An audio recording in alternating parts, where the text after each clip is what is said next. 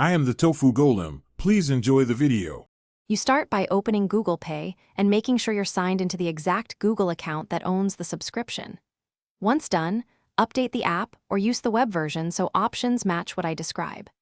Next, tap the menu and choose Payments and Subscriptions. This is where active plans live. You're doing this now because going directly to that section saves time.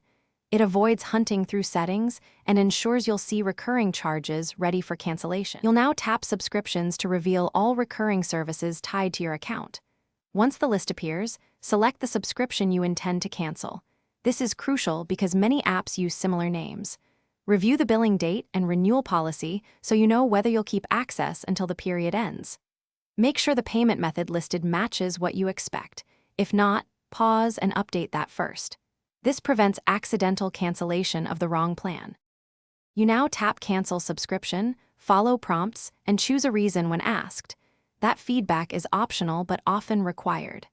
Confirm the cancellation and note whether you retain access until the subscription end date or receive any prorated refund. Make sure to receive an email confirmation from Google Pay, save it for records. If the subscription isn't listed or charges continue, check the app vendor directly and contact Google Pay support as a next step so unresolved charges can be corrected quickly. Thanks for watching. Consider subscribing if we helped you today.